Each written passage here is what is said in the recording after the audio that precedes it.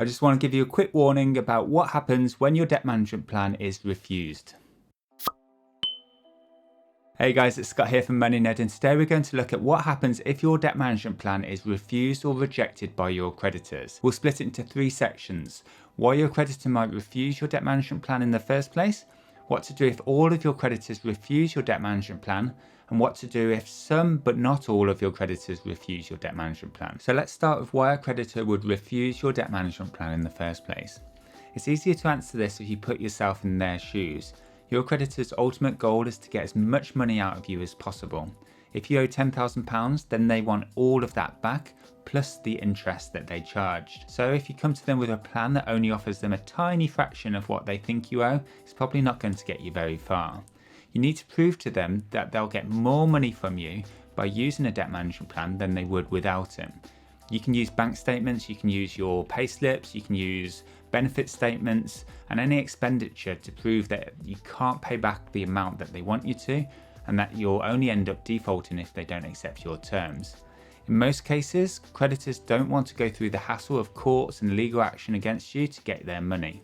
So you need to do your best to show them that there's no better way to get paid than through your plan. Sometimes creditors will reject your plan and give you their reasons. They might even suggest changes that they'd like you to make. However, it's important to remember that a debt management plan isn't a legally binding agreement, so there's no laws to force your creditors into giving you any reasons for rejecting your plan. They can literally just say no if they want to.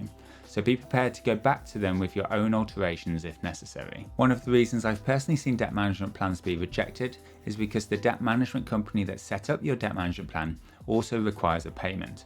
In those cases, creditors look at how much you're offering them and how much you're paying the debt management company that's helped you set up the plan.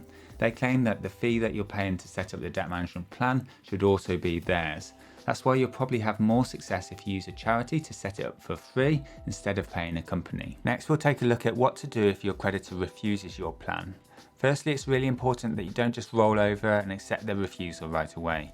You need to keep pressing them and fighting to get your plan over the line. It's also worth working with your charity who set up the debt management plan to make alterations to try and get more creditors to agree. But as I said earlier, they're under no obligations to accept your terms, and they might just end up rejecting you anyway. You really need to know when it's best to start looking for other debt solutions. You can ask the charity that you're working with to help you research and to help you find a debt solution that might be more suitable for you. Plus, you can also take a look through our channel to find out what else is out there. But before you go looking for other solutions, there's a really important point that I need to make, and that is that you should keep paying your creditors. Even if it's just a token amount, your creditors can't refuse reduced payments. So if you're struggling to pay back debts in full, then you should still try your best to pay back smaller amounts. It shows that you're willing to pay, and it might stop them from using debt collectors or taking legal action against you. Trying your best here is surprisingly powerful in these situations. So that's what to do if all of your creditors refuse your debt management plan. But what if only a couple refuse? Well, in that case, you have even more reason to push even harder to make it work. If you have 6 debt collectors and all of them reject your debt management plan, it's unlikely that you're going to get them all on side. But if you have 6 and only 1 or 2 refuse, then it's worth your time trying to get them on board. Firstly, you can ask the creditors for the reasons that they refuse your debt management plan. They don't actually need to explain themselves, but sometimes they will. If you can't get any more information from your creditors, you can speak to the charity who helped you set up the plan and work out if there's a way you could pay back slightly more. You could write a letter and send them copies of your budget and as much detail as possible. Being proactive here is a great way of showing your creditors that you aren't taking them for a ride and that you're genuinely doing the best that you can. You could also explain that the other creditors have accepted the terms of your plan. The fact that others have agreed to the plan might be enough to win them over. I've even known people to photocopy proof that the creditors have accepted their terms and send that in. If you've managed to get the majority to agree, then it's best to do as much as possible to get the others on side. Plus, as I said on my last point, it's vital that you start to make payments. If your plan said that you can only afford to pay back a tiny amount each month, then start to pay that. And that's even if the creditors have rejected your plan. It shows that you're willing to pay and you're serious about the plan. That reminds me, I hadn't planned to talk about interest payments, but it's actually really important.